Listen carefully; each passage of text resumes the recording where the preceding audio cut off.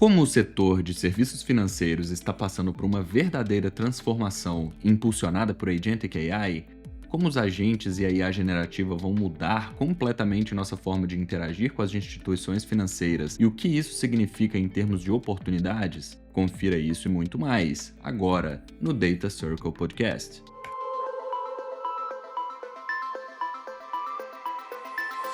Bem-vindos e bem-vindas ao Data Circle Podcast, nosso podcast sobre AI e negócios, onde a teoria encontra a prática. Salve, salve, membros do Data Circle, a nossa comunidade que une a tecnologia com os negócios. Estamos aqui para mais um episódio do Data Circle Podcast, hoje com um tema super interessante e com convidados, mais uma vez, super especiais. Comigo hoje está aqui o Pedro Lawande, que já participou outras vezes aí, né, Pedro? Olá, tudo bem? Bom, turma, Pedro aqui. O Edelweiss Braz também participando aqui com a gente. E uma cara nova, Larissa Ferrari. Tudo bom, Lari? Oi, gente. Obrigada pelo convite. Muito bom estar dividindo mesa aqui com vocês. Muito bom. E hoje a gente vai falar sobre o setor financeiro. Então, aplicação de AI, mais especificamente Gen AI e Agentic AI no setor financeiro. Acho que é um tema super relevante, super em alta aqui agora. E a ideia é a gente explorar um pouco as peculiaridades desse setor e como que esse setor, que é naturalmente um setor de vanguarda aqui na aplicação da tecnologia, de dados e AI, pode surfar essa nova onda de novas tecnologias aqui que têm sido desenvolvidas até então. Acho que, começando um pouco, dando um panorama no setor financeiro, né? Como eu já antecipei, é um setor que naturalmente, ao longo dos anos, ao longo da história, alavancou dessas tecnologias, alavancou de dados, AI e também toda a parte de TI, porque o próprio core ali do setor pede isso, né? Então, se a gente pensa lá atrás com a criação do computador, né? Dos mainframes enormes que tinham lá, acho que praticamente só os bancos tinham aqueles computadores, justamente para processar esses dados e conseguir fazer as transações em um tempo mais rápido do que sem os computadores. Com a evolução disso, a gente teve a aplicação de estatística, por exemplo, para modelos de risco e detecção de fraude, que também foram modelos que naturalmente se provaram modelos com boa aceitação, por conta da performance, né? Foi se vendo que a performance e o resultado dessas tecnologias, estatística, machine learning, depois a aplicação disso tudo, conseguiu dar um nível a mais de performance para os players desse mercado e, naturalmente, isso começou a fazer parte dos players ali de um jeito bem natural. Acho que essa é interessante que hoje, se a gente olha para do ponto de vista de indústria, mas assim, a gente entende que o setor financeiro é onde proporcionalmente tem, acho que, a maior quantidade de recurso envolvido no tema de dados e agora inteligência artificial vis-à-vis outras indústrias. É um early adopter natural de tecnologia, normalmente, e talvez em dados é até mais, né? É até mais exacerbado essa participação da indústria financeira. Se a gente for pensar, né, o time de Data Science, por exemplo, que outras indústrias estão começando a explorar isso agora, já existe no setor financeiro já mais de 10, 15 anos, pelo menos. Os modelos estatísticos de crédito previsão de fraude, risco, etc., já existem desde a década de 80 com muita aceitação dentro desse setor. E uma característica que acaba sendo um limitador ali, por conta justamente da sensibilidade dos dados que estão envolvidos ali, é a parte da regulamentação e a segurança. Perfeito. Então, são temas que sempre foram e sempre vão ser muito relevantes dentro do setor financeiro, e mesmo com isso, sempre conseguiu se aplicar a tecnologia, conseguiu se aplicar a dados e AI de uma maneira responsável dentro desse setor, mas com esse ponto a mais ali de atenção, que é conseguir implementar isso de uma maneira segura, de uma maneira robusta o suficiente para cumprir com todas as regulamentações do setor.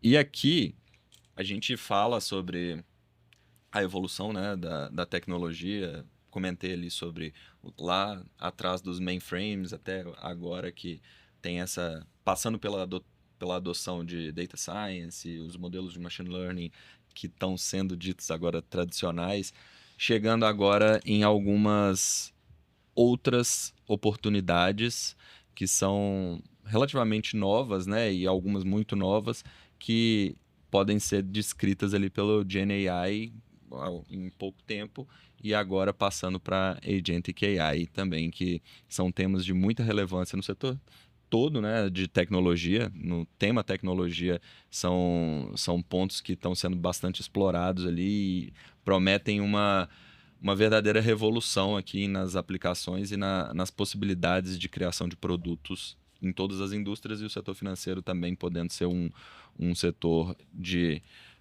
vanguarda nesse sentido.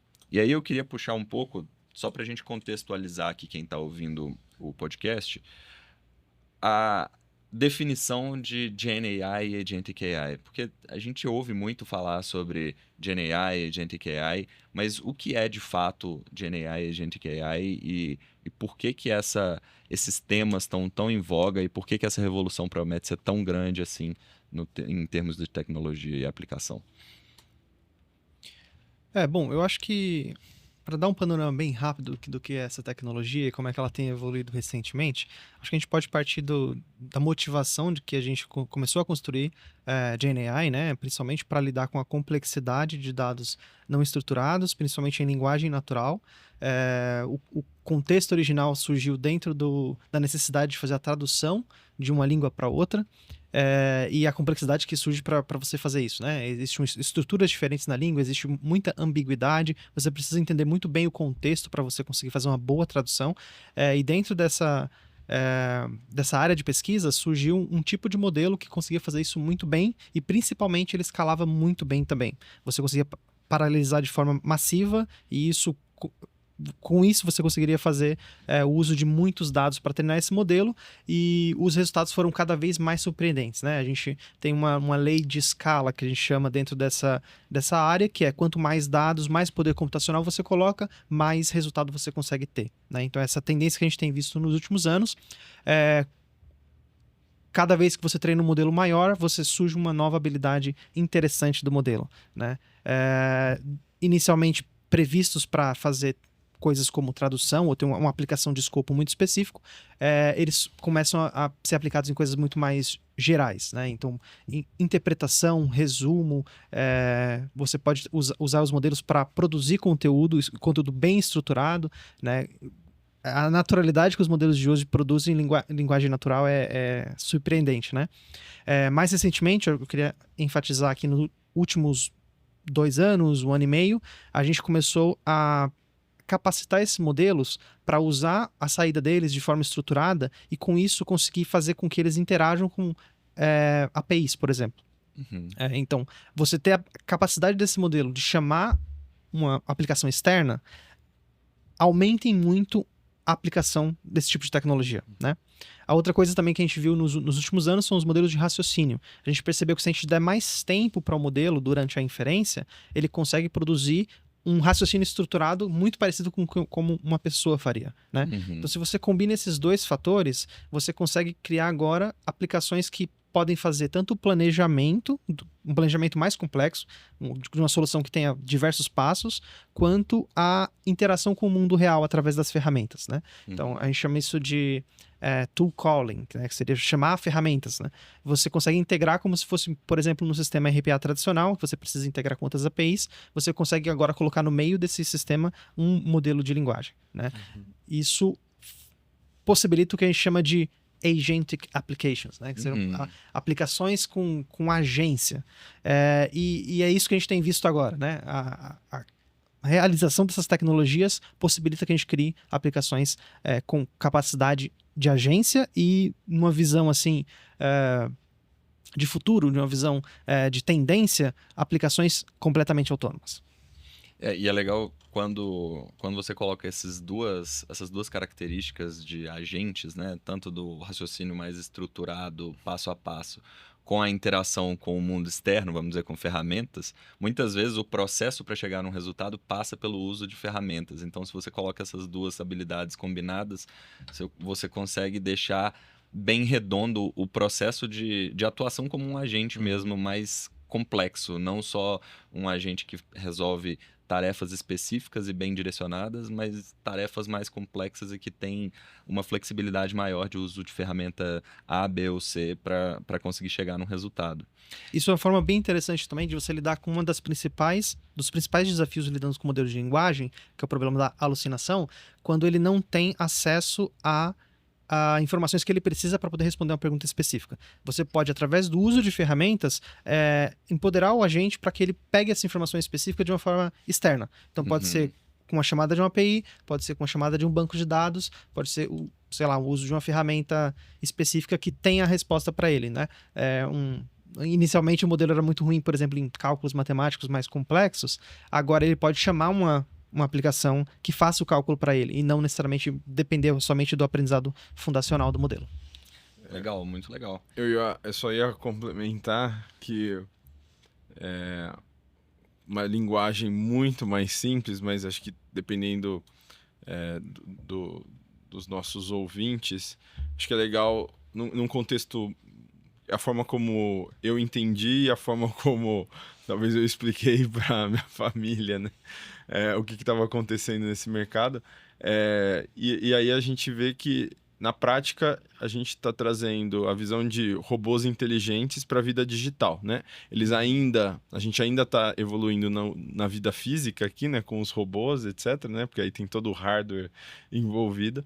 Mas, nesse momento, quando a gente fala de Agentic AI, eu estou desenvolvendo realmente robôs inteligentes. Porque antes o RPA já era um robô, mas ele executava tarefas pré-definidas, né? Agora a gente está dando para esse robô a capacidade de escolha e tomada de atitude de acordo com o cenário que ele encontra. E aí essa atitude, como o Ed falou, talvez se linkar a um outro sistema, tomar uma determinada atitude ou realizar uma determinada tarefa, dependendo do objetivo dele que foi dado lá no início. E dado todo esse contexto que a gente está falando aqui, foi desenvolvido, né, pela Artifact um e-book que fala justamente sobre essa evolução da AI e como que a Agentic AI e Gen AI tem a capacidade de transformar o setor financeiro de agora até um futuro próximo, até bem mais próximo do que a gente estava imaginando. E o link para esse e-book vai ficar na descrição desse episódio. Quem quiser dar uma olhada lá, acho que vale super a pena explorar um pouquinho mais dessas possibilidades. E já pegando esse gancho do conteúdo do e-book, a gente trouxe aqui também, né? Acho que o tema é tentar exemplificar um pouco com use cases práticos, dado que a característica desse podcast aqui, beleza, a tecnologia é super legal, mas e aí? O que eu faço com ela? Como que eu consigo gerar valor com essa tecnologia? E alguns pontos aqui que a gente poderia trazer como exemplos de aplicação de Gen AI e Agentic AI podem ser aplicados a diferentes áreas do setor financeiro, de serviços financeiros. Tem a parte de investment banking, retail banking, pagamentos e também seguros, e a gente pode falar um pouquinho sobre esses casos de uso. Um caso que eu acho bem legal da gente falar é principalmente a questão de gestão de portfólio, que já vem sendo usada, inclusive em uma pesquisa recente que a NVIDIA fez com diversas instituições financeiras, você vê um ROI, né, um retorno sobre o investimento de 25% em gestão de portfólio. E agora com a Agentic AI, usando o Gen AI, né? E acho que agora com a Agentic AI pode ser alavancado ainda mais essa gestão de portfólio, né? Exato. Imagina que pegando aqui, né, o tema de Gen AI que amplifica a interface do usuário com a tecnologia, então eu consigo interagir de uma maneira natural com a tecnologia, junto com a Agentic AI, que tem a capacidade de acessar ferramentas e fazer coisas, né, de um português bem direto aqui, você consegue dizer para o agente o que você precisa e ele consegue executar as ações no sentido tipo... eu não estou satisfeito com o rendimento do meu portfólio, eu quero saber por que ele não está rendendo tanto assim, quais são os fatores macroeconômicos e o que tem acontecido que está prejudicando o meu portfólio. Eu quero saber o risco do meu portfólio, o que pode acontecer que o meu portfólio está exposto a esse risco, ou eu quero simplesmente melhorar o meu portfólio, quais ativos eu tenho ali dentro da minha carteira que eu poderia trocar por outros ativos, e mais, eu posso perguntar também por que essa troca seria benéfica para o meu portfólio. Isso tudo dentro de um mesmo contexto. Então, não seria basicamente eu tendo que ir lá buscar e ler os relatórios, a própria inteligência artificial, o próprio agente conseguiria acessar os relatórios que já foram desenvolvidos ali dentro da organização financeira, para trazer essas respostas, como o Ed colocou. Não seria uma resposta que ele está inventando ali na hora, seria uma resposta embasada em documentos que já foram feitos ali. E, além de tudo, ele poderia acessar quais são os meus investimentos, poderia acessar o rendimento histórico de todos os ativos que estão ali presentes na minha carteira e, a partir disso, fazer uma recomendação ou interagir com o consumidor de uma maneira muito mais direta e muito mais assertiva, inclusive, né? Tanto que gera esse ROI aí que você comentou. Exato, e acho que acaba gerando um vínculo maior com o seu consumidor ali, com o seu cliente, né? Porque você gera mais confiança, não é simplesmente uma recomendação de investimento ou algo do tipo. Você pode embasar mais a sua resposta, isso traz mais segurança. E se tem um setor que tem documentação e informação que ajude nessa tomada de decisão, acho que está nessa questão da gestão do portfólio, né? Porque a informação, assim, a maior parte dela é pública e até o próprio setor acaba fomentando essa geração de informações. Então, acho que esse é um aspecto muito importante para você garantir que o modelo vai poder tomar uma decisão bem embasada, assim por diante. E só ia complementar também que, além de munir a pessoa, seja o investidor, seja o trader, né, que vai tomar aquela decisão, hoje em dia tem muitos, né, acho que a grande maioria dos bancos já começou a trabalhar com robôs que tomam a decisão por ele, né, ali. Então eu tenho portfólios 100% operados por algum tipo de inteligência. E até operando no contexto não só de análise completa das informações daquele ativo, mas também análise comportamental do mercado vis-à-vis aquele ativo, né? Porque aí é onde entra toda a melhoria que você pode tirar, né? O uplift que você pode tirar de algum momento, né? E é onde entra também o contexto de day trade e alguns outros. Sim. Que eu tenho um salto aqui nessa operação, nesse dia a dia, que é latente, né? Tipo, é aquela coisa que você toma a decisão a cada segundo. Sim, que aí entra muito o tema algorithm trading, que já é um tema que existe dentro da indústria, já é bem adotado, então não é novidade ter agentes, robôs, entre aspas, fazendo operações, mas a análise fundamentalista, né, que entra toda essa informação que está por trás ali, que são inclusive informações que são geradas por conta de regulamentação, então tem, como você disse, tem muita informação disponível, consegue juntar os dois mundos. Isso, exato. Acho que isso é uma beleza. Eu acho que essa parte de notícias e você entender o impacto potencial dentro de um mercado específico é algo que ainda é muito humano, né? Eu acho que essa nova tecnologia traz o potencial para você ter um ganho de absorver o que está acontecendo no mercado, que geralmente são dados não estruturados, transformar isso em uma informação que você possa usar para o ajuste da carteira. Exato. E isso é um ponto, né? A gente está falando aqui de investment banking, tem várias outras oportunidades dentro de banco de investimento, mas também tem outros setores dos serviços financeiros que a gente pode comentar aqui. Por exemplo, o banco de varejo, que entra bastante a questão da personalização, de quais produtos podem ser ofertados para cada tipo de cliente, a parte do atendimento ao cliente ali mais no front office, né? Essa interface do cliente com a instituição, sabendo melhor quais são os produtos, eu não preciso entrar ali no aplicativo e procurar qual produto que eu preciso, eu posso simplesmente interagir com um agente que vai conseguir identificar minha necessidade e vai recomendar o produto que é mais adequado para aquilo, de maneira reativa, a partir de uma requisição, né? A partir de uma interação ali com o cliente, e também de maneira proativa, entendendo o perfil do cliente e conseguindo dizer, por exemplo, talvez uma previsão do que ele poderia consumir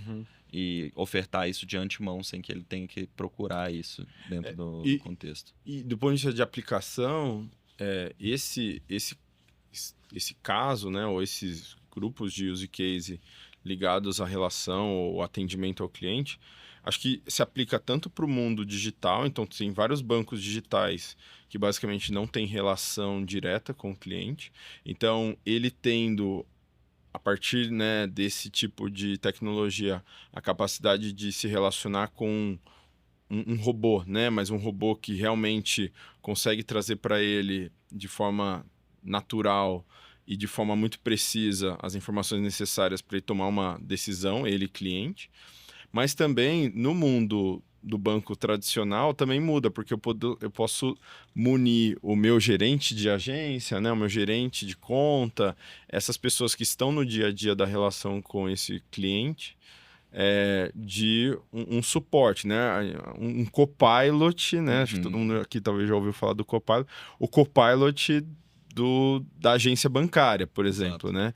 Então, em qualquer, assim, isso serve, né, tanto para qualquer discussão de upsell, assim, né, do cliente embarcar em um novo produto ou mudar algum tipo de produto, como também para resolução de qualquer problema nesse sentido.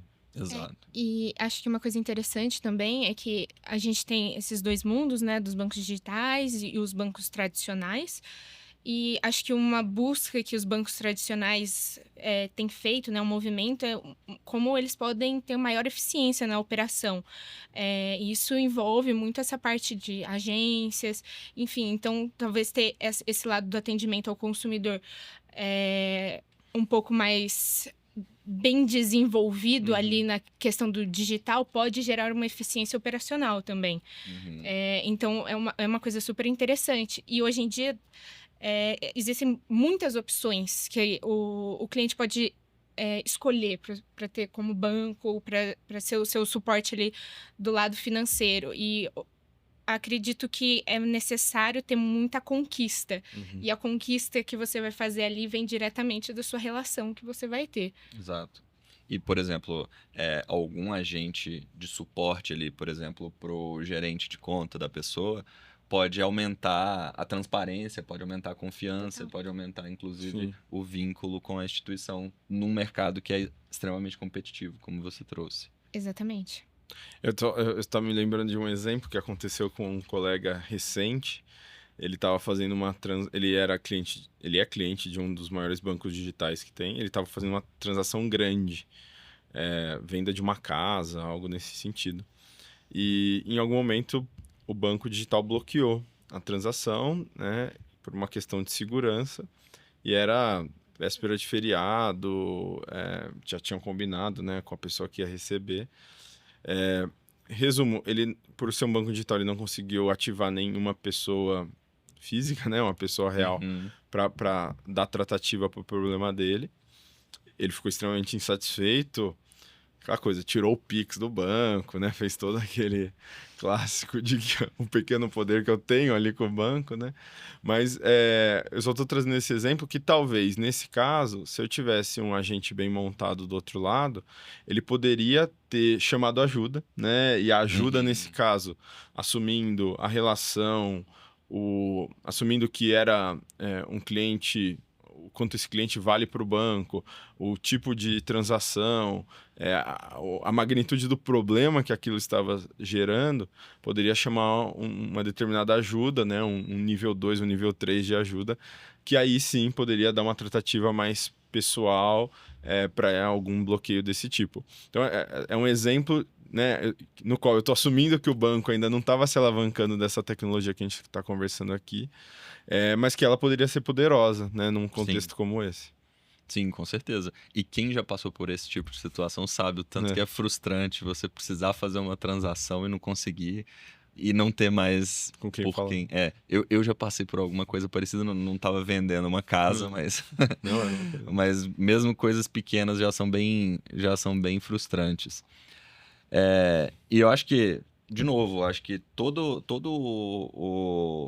o tema personalização, recomendação de produtos, relacionamento com o cliente, conquista, né? A parte de relação mesmo, de ter a fidelização, na verdade, a palavra que eu queria buscar com o cliente, tudo isso está muito relacionado ao banco de varejo e tudo isso está muito relacionado também à tecnologia que a gente está falando aqui. A Agentic AI acho que consegue levar toda esse nível que a gente já conseguiu hoje para um patamar muito acima, no sentido de conseguir estar mais próximo do cliente sem a necessidade de uma pessoa estar ali o tempo todo. Acho que é importante também a pessoa estar no loop, mas nem sempre as pessoas vão precisar estar o tempo inteiro em contato com o cliente. Muitas vezes os agentes vão conseguir fazer muito bem o trabalho, o grosso do trabalho ali. E aí os casos mais extremos, por exemplo, como esse que você deu o exemplo, Pedro, podem vir a ser direcionados ali para alguma pessoa que consegue fazer os finalmente ali do pelo menos atendimento. compartilhar o risco, né? Com a Exato. do agente com o humano. E puxando sobre um outro tema aqui, uma outra área de serviços financeiros, a gente tem a parte de pagamentos, né? Que é uma parte, um subsetor dos serviços financeiros muito grande, muito importante também. E a gente tem uma série de possibilidades aqui dentro dessa área de pagamentos também. A gente estava até conversando em off aqui antes do programa começar sobre a possibilidade, o Ed trouxe aqui na nossa conversa em off, sobre a possibilidade futura de agentes de compra, né, Ed? Se você puder falar um pouquinho sobre essa ideia, que ainda é meio futurista, mas de futurista esse tema seria extremamente futurista se a gente estivesse falando 2 anos atrás, né? Então, talvez o futuro esteja mais próximo aqui do que a gente imagina. Sim, eu acho que a grande corrida que existe agora é como é que você cria um agente de compras, que seria uma aplicação que você consegue delegar algo tão pessoal quanto eu quero adquirir um produto, que exige uma série de passos para você conseguir fechar a sua decisão, né? Então vai desde a reformulação do modelo de busca que a gente tem hoje, para uma busca que usa agentes, na verdade, até você de fato conseguir usar as aplicações para realizar a compra, né? Então você conseguir entrar lá no e-commerce, entrar nas diferentes opções que existem, realizar o pagamento, realizar, por exemplo, o retorno de um produto que você não quer mais. Então, ter esse software inteligente, né, esse agente que faz esse processo de compra por você, com certeza é uma fronteira dessa tecnologia, né? Então, do lado de pagamentos, você pode imaginar que sistemas digitais de pagamento possam implementar e oferecer serviços agênticos, né, ou baseados em agentes, para você ter essa interface um pouco mais natural, um pouco mais flexível, que você consiga receber instruções em linguagem natural, por exemplo, avaliar dados não estruturados para tomar uma decisão, né? Então eu acho que isso é um grande potencial que existe no mercado, e juntar a tecnologia de busca, que já é uma coisa que já está funcionando, então já tem várias ofertas de grandes players do mercado de busca que usa essa tecnologia de agentes, né? Com o outro lado agora, né? De como é que você realiza de fato as compras dentro das diferentes plataformas de compra, né?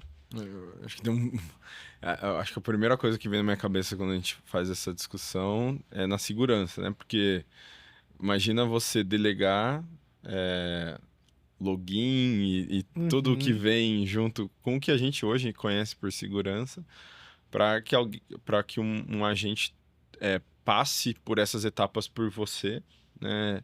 E possa ir lá e falar, puxa, você pode comprar o meu almoço, né? E a instrução pode ser tão simples quanto essa, me traz opção, devolvo, a hora que eu der um ok, deveria ter todos os direitos e liberações para ir lá e fazer um pagamento né, no nome de quem está comandando o agente.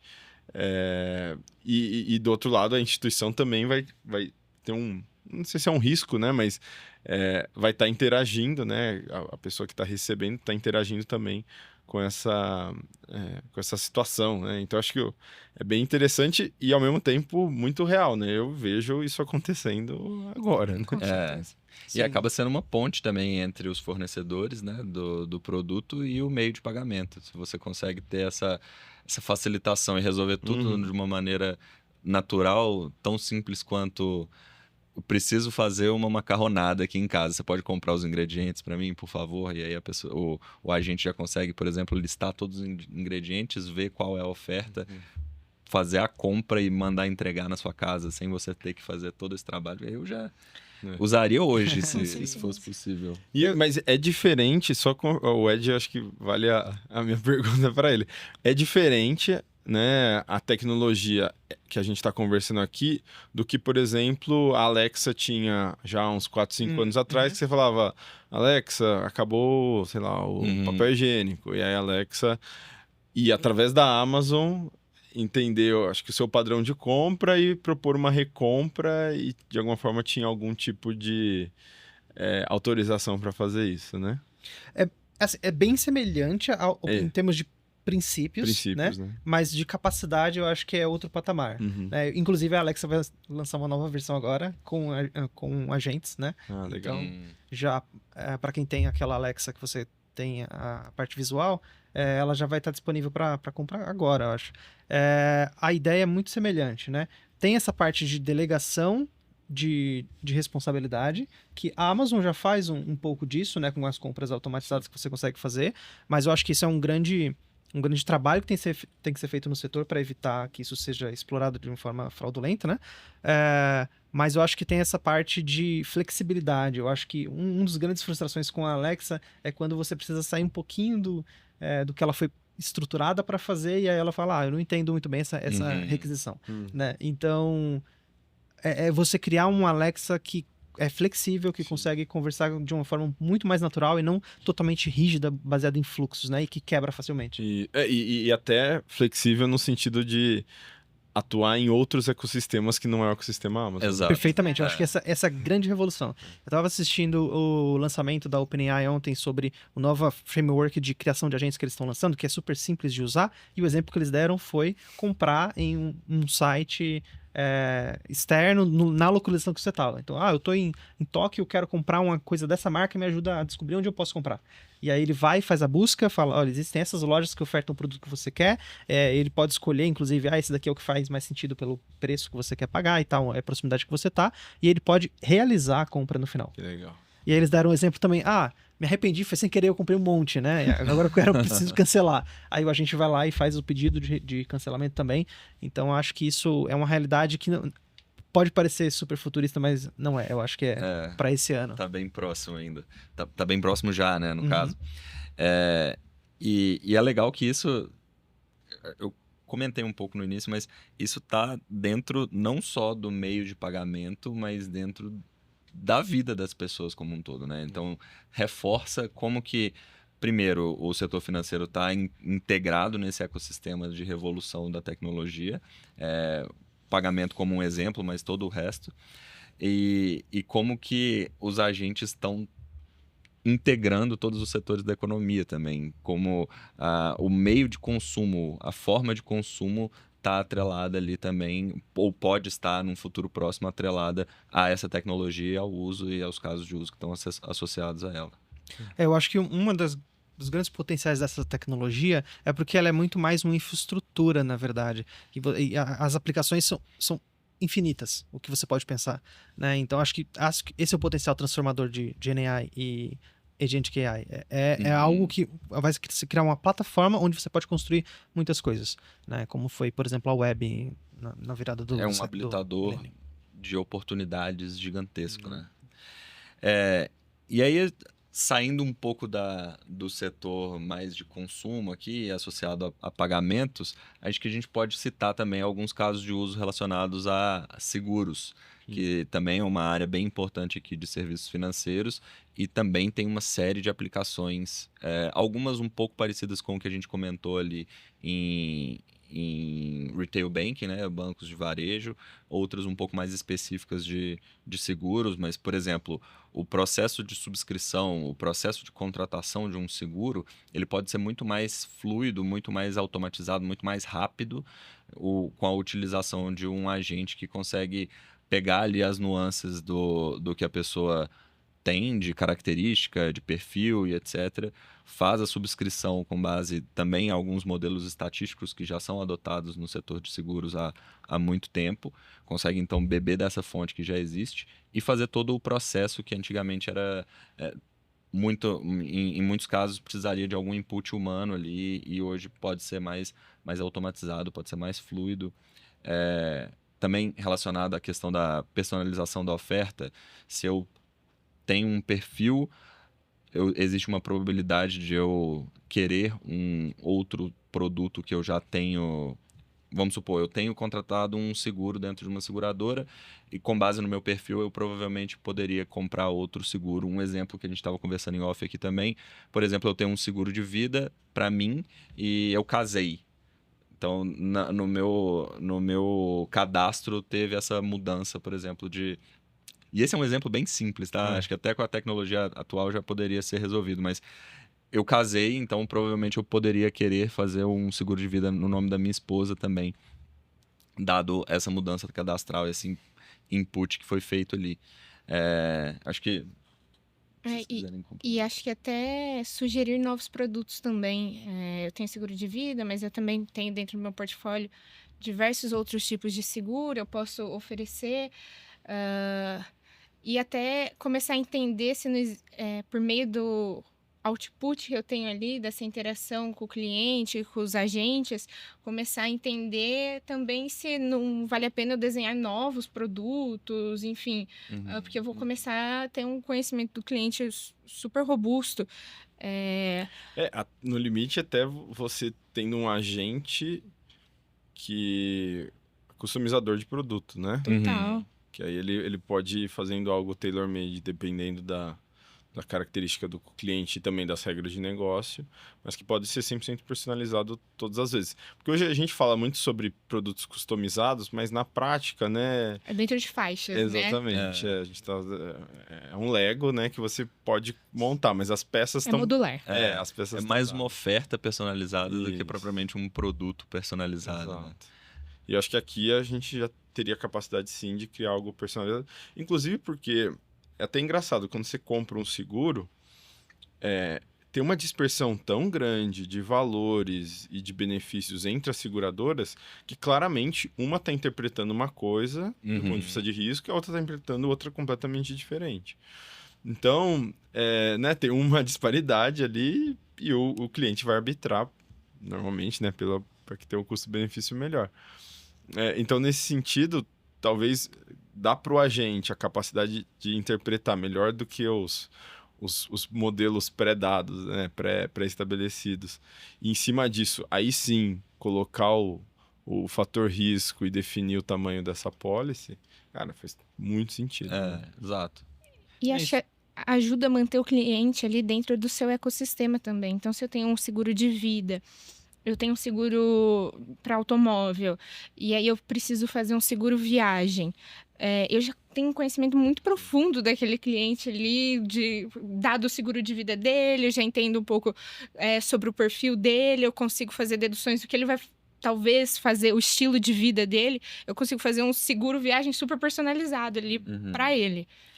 E uma coisa que é interessante também, acho que a gente não explorou tanto aqui até agora na conversa, mas que é um imenso diferencial desse tipo de tecnologia na prática e para viabilizar essa questão da personalização é a quantidade de input que o cliente vai dar através do processo de interação. Então, todo aquele input que o cliente está dando vira referência, vira base de dados que pode ser analisada para essa personalização.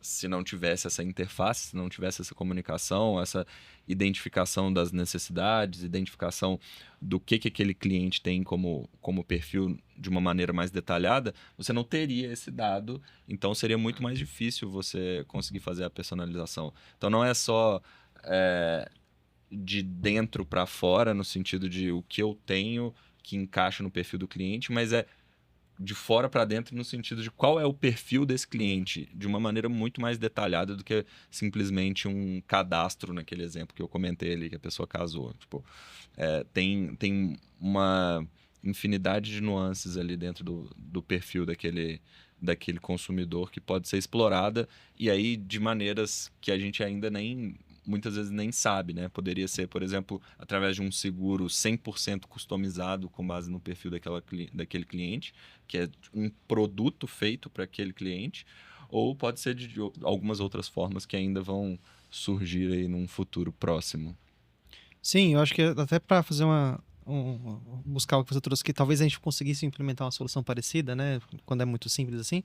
Mas eu acho que o que muda é justamente essa capacidade de tomar decisão em função de um contexto, né? Enquanto antes você tinha uma categoria e você tinha que lidar com as categorias. Esse cliente é casado, esse cliente tem tanta idade, né? Agora você consegue usar dados não estruturados e absorver o contexto que eles trazem, como é que ele muda o significado daquelas categorias que você tem, né? Então acho que isso torna muito mais próximo do que como uma pessoa analisa dados, né? Levando em consideração o contexto onde eles aparecem. E até como ele se atualiza, como ele evolui ao longo do tempo, né? Porque a pessoa vai vivendo e ela pode ir mudando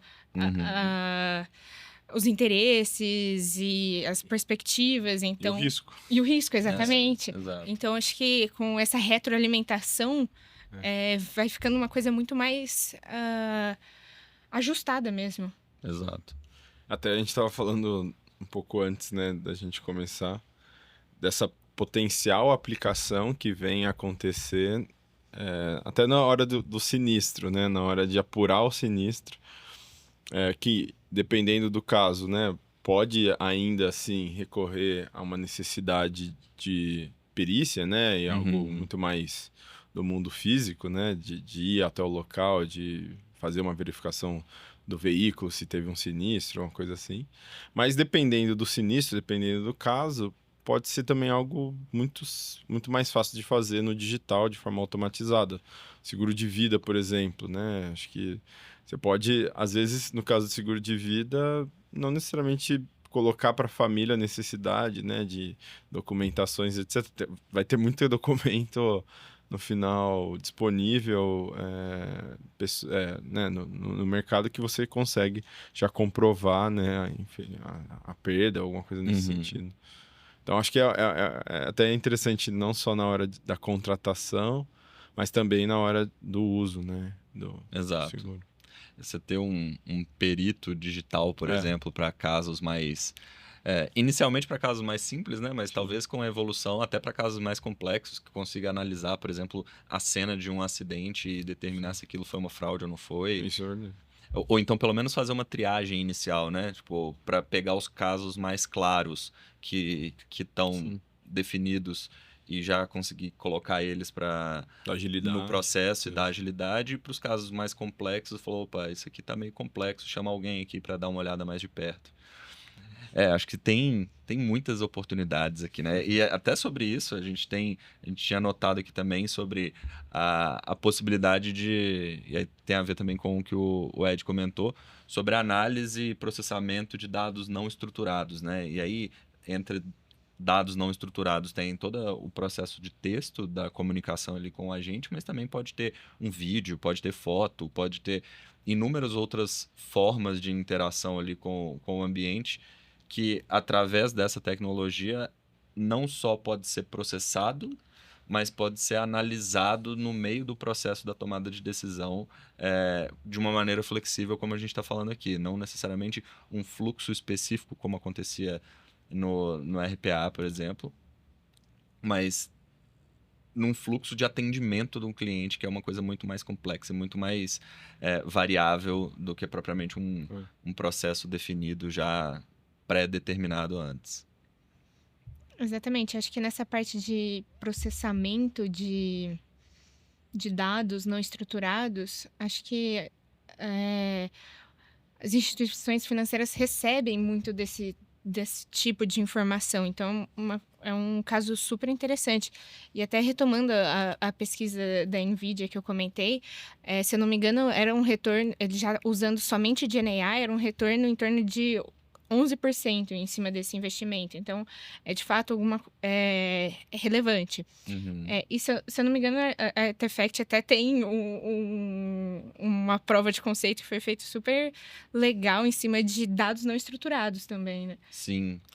Acho que esse processamento de dados não estruturados, né? Por exemplo, análise de documento, análise de imagem, transformar isso para um dado estruturado que consegue ser processado de uma maneira mais fácil ali, por exemplo, para uma mesa de crédito, de avaliação de risco e etc., é um ganho, quase um quick win hoje com a tecnologia do jeito que ela já é. Então, é um caso de uso bem direto ao ponto e que já, como você falou da pesquisa da NVIDIA, a gente percebe isso na prática também, que é um ganho de eficiência operacional instantâneo, praticamente, em você não ter que pedir para o time analisar um PDF inteiro e, a partir disso, tomar as decisões, mas você conseguir já extrair daquele PDF PDF, eu estou dando um exemplo, mas extrair daquele PDF toda a informação que é necessária para a tomada de decisão e aí, a partir disso, a decisão podendo ser, inclusive, automatizada também com um modelo de risco ou um modelo de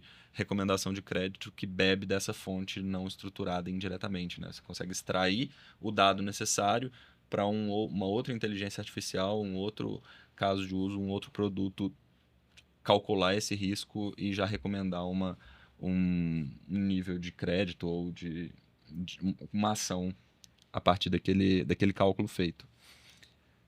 Muito bom, pessoal. E aqui, a gente falou aqui sobre algumas áreas do setor financeiro, né? Falamos sobre várias possibilidades aqui de casos de uso. Acho que a gente poderia ficar, inclusive, muito mais tempo falando sobre possibilidades, porque possibilidades e oportunidades não faltam. Mas acho que vale a pena a gente pegar uns minutinhos aqui para analisar um pouco da peculiaridade do setor financeiro que a gente comentou lá no início sobre segurança, regulamentação. Então, são dados sensíveis na maioria dos casos, né? Então, é dado do que eu faço, do que eu compro, do que eu consumo, basicamente do que eu tenho de investimento. Então, são dados que não podem ser simplesmente tratados de qualquer maneira e é um setor que é bem sensível nesse sentido.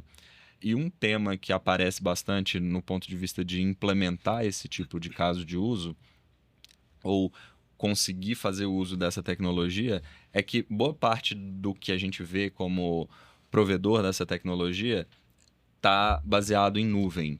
E aí pode surgir aquela dúvida, mas eu trabalho num banco que tem por definição uma política de não utilizar uma API externa para fazer o processamento de dados internos por conta de segurança.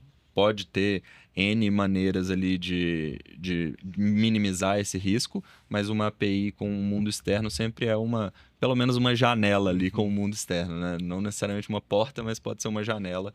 E aí é um ponto de fragilidade relacionado à segurança. E muitas vezes a solução para isso é o desenvolvimento on-premise, né? Então, existem principalmente grandes players do setor que têm praticamente nuvens privadas. Praticamente não, tem nuvens privadas dentro do ambiente deles. E como que faria para fazer esse deploy? A gente sabe que é possível, mas acho que vale a pena a gente explorar um pouquinho mais só para dar um pouco dessa visão de como que é possível desenvolver esse tipo de produto, toda essa oportunidade que a gente está falando aqui, dentro de um ambiente on-premise, com todo o cuidado e respeitando as políticas que já existem ali dos players. Eu acho que em termos de organização de recursos para a gestão dos dados, isso não muda muito do que a gente já tem hoje, né? Já existem ofertas de nuvem privada, como você disse, a IBM trabalha com isso talvez não mude tanto, mas existem particularidades dentro dessa tecnologia, que é principalmente a gestão dos modelos, né? Então, acho que isso é a parte que muda, né? Como é que você inclui dentro do seu ecossistema a capacidade de gerir de forma segura os modelos de dados. Eu acho que o que contribui bastante com isso é a evolução que a gente teve dentro do open source no último ano. Basicamente, o open source mostrou tão capaz, né, em termos de desempenho e performance, quanto os modelos privados, né? Então era uma certa dúvida, né? De que o open source sempre estaria atrás. Isso não necessariamente é verdade. Esse ano a gente viu como ele pode alcançar benchmarks de estado da arte, né? Isso abre uma possibilidade de você estar com a tecnologia mais recente, mas você tem o código aberto, você pode avaliar a vulnerabilidade do modelo, porque você consegue ver como ele foi desenvolvido. Você tem os pesos já treinados do modelo, que você pode já aproveitar para você não ter um investimento tão grande em treinamento do modelo e partir de um modelo já pré-treinado, né? E você tem um leque de ofertas muito grande de acordo com o que você precisa em termos de tamanho dos modelos, né? Então você não necessariamente precisa de um modelo de 500 bilhões de parâmetros, como é o modelo geral que essas empresas geralmente ofertam, né? O Gemini ou a OpenAI oferta. Você pode, hoje, já é provado que modelos especialistas, que fazem tarefas específicas, podem ser tão eficientes em termos de resultado quanto os maiores, né? Se ele foi treinado especificamente para aquilo. Isso te dá uma gestão, uma eficiência de recursos muito grande, né? Além de ser mais barato, ainda costuma ter uma latência bem menor, né? Dado latência a menor, de processamento. Uma complexidade muito menor de você criar o ecossistema que vai subir aquele modelo, que vai gerir aquele modelo para diferentes requisições, né? Então, eu acho que esse universo que a gente chama de SLMs, né? Que seriam os modelos de linguagem pequenos e especialistas, eu acho que abre muita porta para você ter um sistema gerenciado de forma privada que seja tão eficiente quanto uma opção aberta, né? Ou na nuvem. Aqui eu acho que o grande ponto que entra é a preocupação com infra inicialmente, né? Sim. Que você não teria usando um vendor que está na nuvem. Mas isso também não é novidade para o setor financeiro. Já se trabalha com essa questão, essa preocupação e desenvolvimentos de infraestrutura específica para eles já desde sempre. Então, não seria uma coisa necessariamente nova. Talvez a aplicação que está ali seria uma coisa nova, mas aí, como você bem disse, dentro do ecossistema open source, você pode pegar um modelo pré-treinado, fazer o download, deixar ele totalmente desconectado com a internet. Então, basicamente, você clona um modelo que já existe e ele é seu. E você consegue fazer o deploy dele, colocar ele em funcionamento dentro da sua infraestrutura. E aí entra todo o ponto de usar a expertise do mercado para construir uma arquitetura que resolva o seu problema. No final das contas, todos esses casos de uso que a gente comentou aqui, eles são produtos, né? Você vai, ou produtos ou features de um produto, que você vai ter a necessidade de construção de uma arquitetura que é adequada e aderente àquilo que você está querendo resolver. Com base nesse conhecimento, nesse know-how de como construir essa arquitetura adequada e como construir o produto adequado para resolver o problema XYZ, você consegue criar, por exemplo, uma infraestrutura interna com um modelo seu, totalmente encapsulado e que atenda ali o seu problema. Acho que... Sim, e só um comentário em relação a isso, que além dessa preocupação inicial, essa grande preocupação que você vai ter com infraestrutura, né, de como servir bem o modelo, com escalabilidade dos recursos de forma eficiente, tem a parte de operações também, que entra um pouco de processos e pessoas, né? E aí você tem operações específicas para LLMs, né, que a gente hoje chama de LLM Ops, talvez tenha a evolução desse para ser Agent Ops em breve, né? Mas você tem uma preocupação para estruturar as suas operações com as boas práticas do mercado, acho que também isso vai ser bem, bem relevante. Só confirmando, mas eu entendo que, apesar de sim, é possível deployar e montar um modelo, e não só um modelo de LLM, de GenAI, mas também um Agentic AI, né? Porque eu posso linkar ele ao ecossistema interno dessa instituição, eu ainda assim posso contar com alguma limitação, quando eu falo dos agentes, de eu me conectar a alguns ambientes externos, né? Então, alguns dos exemplos que a gente estava dando aqui, a gente está assumindo que o agente pode pedir uma ajuda externa realmente, né? Sim. Que pode ser os próprios dados da web, assim por diante. Então, nesse sentido, dependendo do nível de segurança que a gente aplica, ele pode trazer algum tipo de limitação. Sim. E eu acho que esse é um ponto que ressalta ainda mais essa necessidade de ter o know-how para criar o produto certo e a aplicação da tecnologia da maneira correta, porque você consegue limitar um agente ou parte desse agente a uma interface externa, mas não comprometer o todo. Então, essa interface ficaria muito mais localizada e não comprometeria, por exemplo, o mesmo agente tendo o mesmo modelo, vamos dizer, tendo acesso a um ambiente externo e ao dado interno da companhia. Perfeito. Você consegue encapsular de maneira a aumentar ainda mais a segurança. Uma coisa que eu acho que ainda a gente vai ver essa transformação é que hoje a gente vê agentes ou modelos mais ou menos únicos, porque a gente está acostumado a lidar com essas tecnologias, com oferta, por exemplo, do ChatGPT ou então da Gemini, que é um grande modelo que tenta servir a todos os propósitos possíveis e ele atende todo mundo, né? O que eu acho que ainda a gente vai ver para o futuro, na verdade, vai ser a explosão de sistemas multi-agentes, né? Que você tem pequenos agentes, um swarm, um enxame de agentes que fazem cada uma coisa muito específicas, mesmo que isso seja transparente para o cliente final, né? Ele pensa que eu estou conversando com um sistema, por trás você vai ter, na verdade, vários agentes interagindo dentro de uma forma especialista, né? E aí você pode ter agentes que são específicos, restritos para o uso interno, alguns agentes que tenham a capacidade de interagir com o mundo externo, e você desenhar o seu caso de uso para usar só aqueles agentes que fazem sentido do ponto de vista da governança do seu produto. Perfeito. E essa mudança de paradigma, ela não é nova no mundo da tecnologia, né? Acho que a galera mais técnica que está ouvindo aqui, você pode pegar um paralelo, por exemplo, com o desenvolvimento de um monolito, que era a forma mais aceita de desenvolvimento antigamente, e aí depois veio o paralelo do microserviço, que são pequenos serviços que vão fazendo coisas específicas em domínios específicos dentro de uma aplicação, mas no final das contas é uma aplicação só.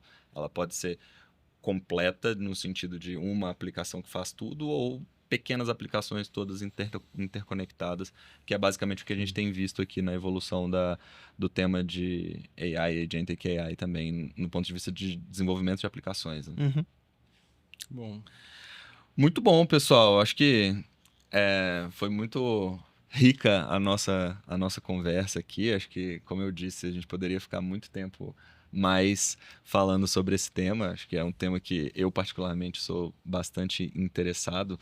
E, bom, chegamos à hora do nosso quadro Indique um Livro. Como o Ed e Pedro já indicaram livros em outras oportunidades, hoje quem vai fazer a indicação do livro é a Lari. Fala aí, Lari, qual que é o livro que você separou aqui pra gente hoje? Boa. Antes, para justificar um pouco, mas eu separei um livro mais introdutório pra gente. Foi um livro que eu li que me ajudou a entender bastante o funcionamento de data science.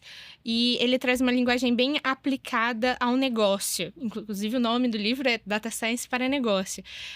E foi um livro super introdutório e interessante, que eu acho que, para quem às vezes está no começo ali, querendo entender um pouco mais quais são as possibilidades que existe, ele é super legal. Dá uma visão geral das possibilidades de uso, né? Exato, ele não é um livro aplicado unicamente para a indústria financeira, ele traz exemplos super legais da indústria financeira, mas ele aborda outras indústrias também. Muito legal. Eu já li esse livro também, uma boa indicação. E também, para a gente colocar aqui, né, o e-book, Com certeza. que faz parte da campanha aqui. Exatamente. De serviços financeiros. O link está na descrição aqui desse episódio, então pode clicar aí, faça o download. Tem bastante coisa do que a gente falou aqui, mas tem muito mais informação, a gente não conseguiu falar sobre tudo que está ali no e-book. E é isso, pessoal. Muito obrigado pela participação. Obrigadão. De vocês. Muito obrigada pelo convite. Valeu, pessoal. E é isso aí. Segunda-feira tem mais. Muito bom. Até lá. Tchau, tchau. Até mais.